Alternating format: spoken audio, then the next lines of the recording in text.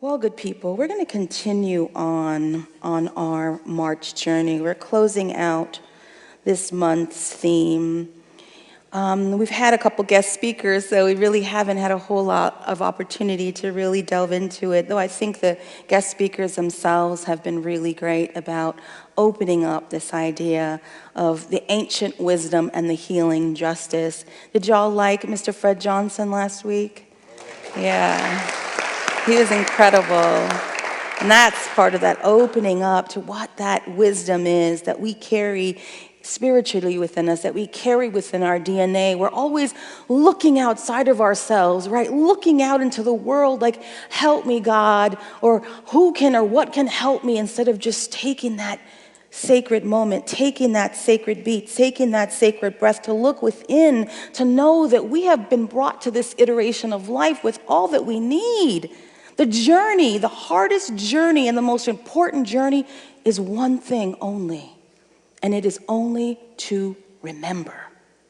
To remember who we are, because we've lost that over time for many different reasons. We started out a couple weeks ago with the theme of the wisdom of anger, and I'm going to continue that theme today. As I said a couple weeks ago, and those of you who want to get caught up, you can find that on Facebook or on YouTube. The wisdom of anger is about understanding that anger has gotten a bad rap in our culture. Most of the time when we think of anger, we think of it as a negative thing. We think of it as something that we have to control and contain, something that we don't want to allow ourselves to feel. But what I shared with you all last time was the idea that anger as an emotion is one thing. It's like love or sadness. It is an emotion. It's something that we feel. But most of the time when we think about what makes it have a bad rap is the act that is as a result of that emotion. But that is different.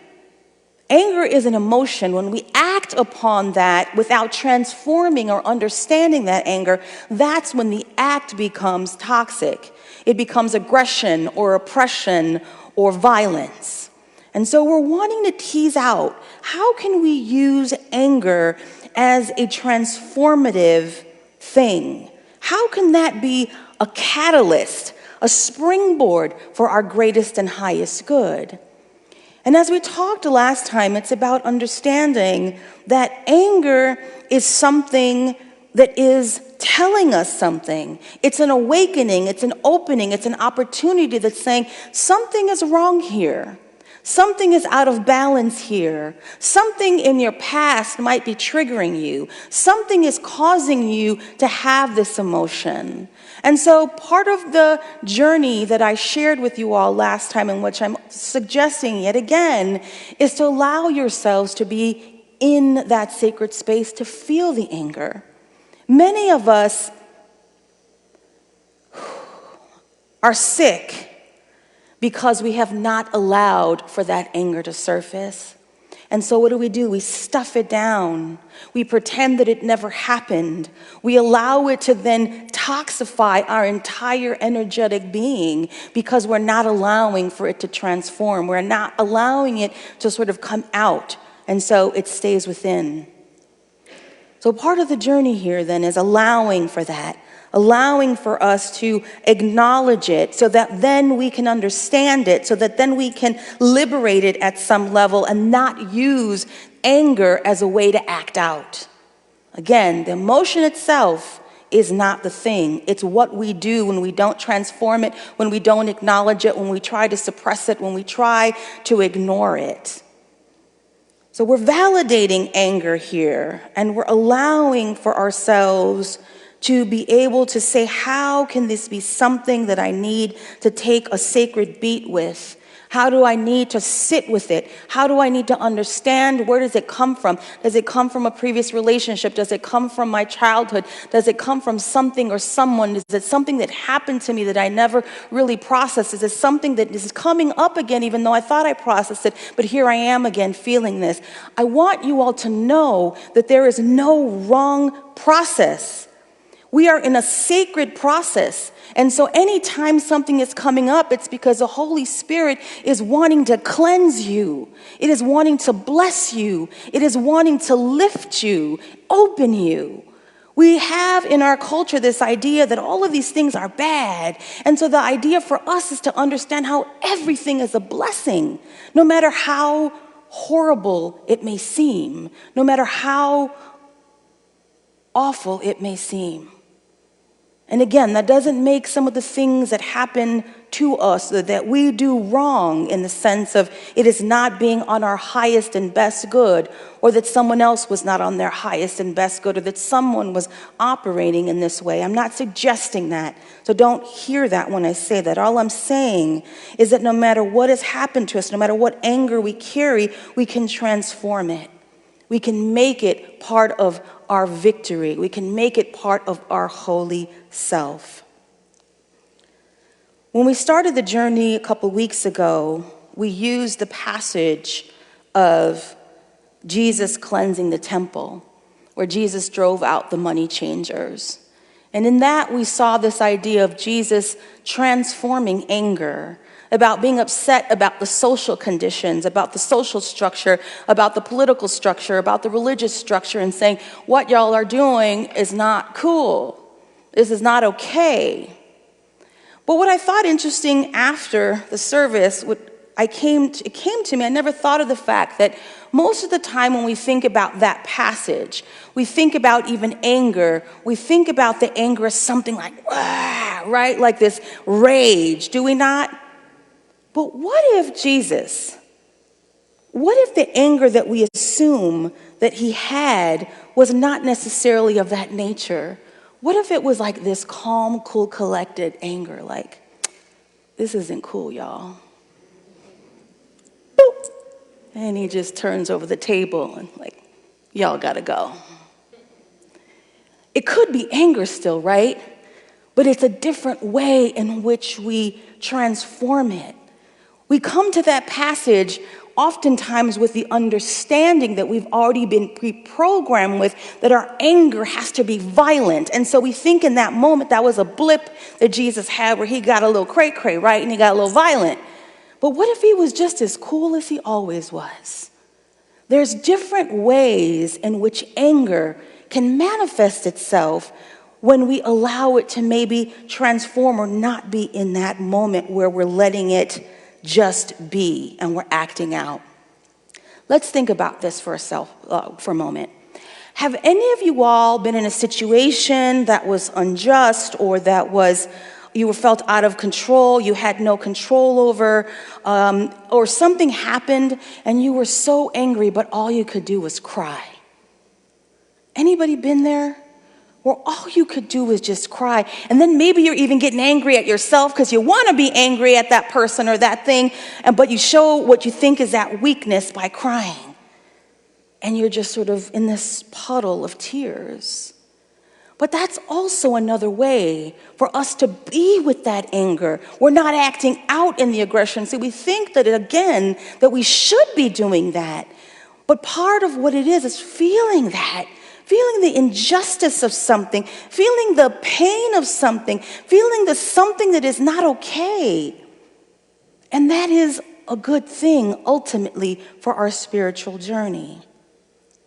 I want to share with you another version for us to think about how anger can manifest in a way that transforms and goes into our greatest and highest good. And this is with another biblical passage. But today I want to, before I go into that, do a little bit of Bible history. And so those of you who Bible's not your jam, open yourself up to it today, maybe. We have this thing called the Bible. Even this one that I have here that was given to me when I was ordained. But the Bible itself is a combination of writings that the power structures that be at the time agreed were the teachings. So it is a group of teachings that made the cut, I always say. So by extension, there's groups of writings that didn't make the cut.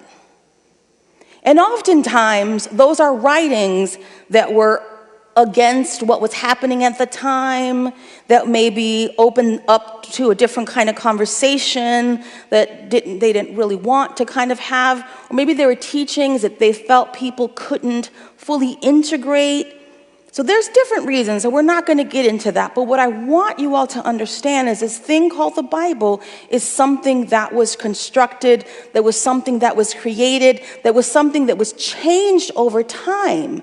So even the stories that we have, the books or the Gospels, were changed over time by different scribes, by different what they call redactors who took things out. It was edited over time. Now, does that make it any less important? No. Does it make it any less holy? No. Or does it make it just a book? Maybe. It's for you all to decide. But I'm giving you all this history so you know, because most of the time when we come to the Bible, we think that it's things like, oh, God just dropped it out from the sky, right? Who came from a history like that?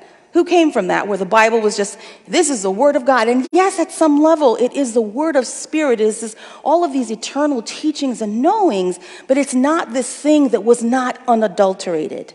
I want y'all to get that, because that's part of the problem that we're in this culture, that we read the Bible literally, and oftentimes it's almost impossible to do that for many different reasons, historically, as I've just explained. So there's a series of writings that didn't make the cut, that were used as teachings in that time. So when the Hebrew Bible was created, and then later on, even when we found and created the New Testament, or writings that were found later on. And so one of these writings is called the Book of Susanna. Has anyone ever heard of the Book of Susanna? A couple people. So you understand, there's different Christianities that also understand these extra biblical writings. So in the Catholic tradition, the Book of Susanna and some of these others are considered part of the Bible. In the Protestant tradition, they're considered part of the Apocrypha, which is a separate, it's in the Bible sometimes, but it's a separate group of writings between the Old and the New Testament. So I want you all to understand it has a different place depending on where you are in the world and what you believe and what tradition you come from. But the bigger part that I want you all to understand is these writings were around when these official writings were accepted. And so they were teachings oftentimes that were not always public. We have to remember that most of the people at that time were illiterate. And so a lot of it was an oral tradition. It was a teaching tradition verbally. So when we have this Book of Susanna, I want you all to understand this is in the Apocrypha. And the word itself, the Apocrypha, means secret or non-canonical. And so it also comes from the Greek adjective, which is apokryphos, which means private, or the Greek verb of apokryptein, to hide away. So all of these things were sort of hidden teachings at some level, or wanted to be hidden. And at some point in time, and many people still today believe they are heretical writings. So again, depending on what tradition you come from.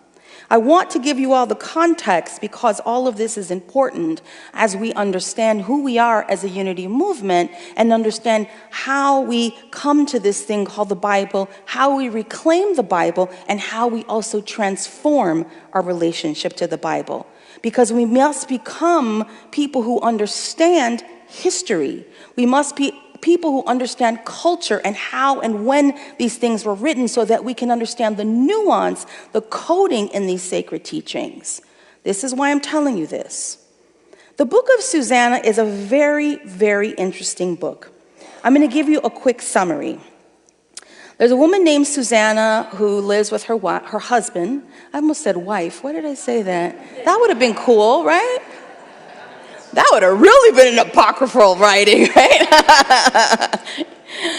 So Susanna lives with her husband. They are a very well-to-do family. They have an estate. And so she's out one morning or one afternoon, as she usually is, just kind of walking the grounds. And she sends off her staff, who's usually with her, to go collect her things because she wants to take a bath in the river that is on their property. Well, because it was a home of a wealthy family who was a very well-known family, many people often came through there. And so that particular day, like many other days in the past, there were two elders that came through. And those two elders were both judges in the community as well as religious leaders. And so they had seen Susanna many times in the garden, and they had seen her and lusted after her. And so one day they realized that both of them were watching her and wanting her, and they had made a pact to approach her and seduce her together.